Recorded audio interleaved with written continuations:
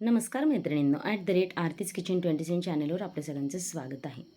घरी दही लावलं की आमचं दही खूप पातळ होतं असं बऱ्याच जणांची ओरड असते. तर मी आज अगदी सोप्या ट्रिक्स सांगितलेल्या आहेत, त्यानुसार तुम्ही दही लावलं तर तुमचं दही अजिबात पातळ होणार नाही. तर मी इथं आता मातीचं भांडे घेतले, तुम्ही काचेचं भांडं घेऊ शकता किंवा प्लॅस्टिकचं सुद्धा घेऊ शकता. आता सगळ्यात महत्त्वाची गोष्ट म्हणजे इथं मी आता 1 ग्लास दूध घेतले, तर त्याचं कोमट दूध घ्यायचं आहे. म्हणजे हे पहा, मी आता बोट बुडवून दाखवते. आपल्या बोटला भाजलं नाही पाहिजे ना आपल्या बोटाला, इतपत आपण ते दूध घ्यायचं आहे. आता सिक्रेट इन्ग्रीडियंट म्हणजे एका ग्लासाला किंवा पाव किलोला मी साधारण 1 चमचा भरून मिल्क पावडर टाकलेली आहे. हो, मिल्क पावडर टाकल्यामुळं तुमचं दही थोडंसं गोडसुद्धा होतं आणि घट्टसुद्धा व्हायला मदत होते. आता दुसरं एक महत्त्वाचं कारण, आपण जे विरजण टाकतोय ना, ते एका ग्लासाला 1 चमचा पुरेसा होतो.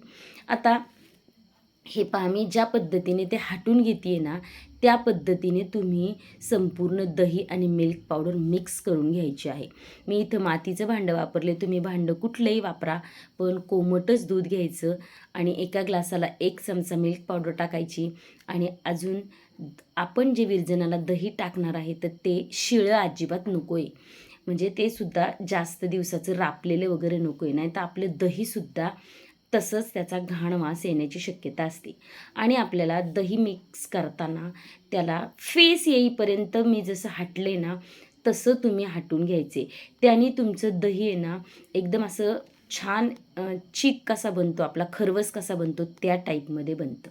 आता झाकण ठेवून आपण याला रात्रभर ठेवणार आहे. आता उन्हाळा असेल ना, तर 4 तासात सुद्धा दही तुमचं बनून जातं.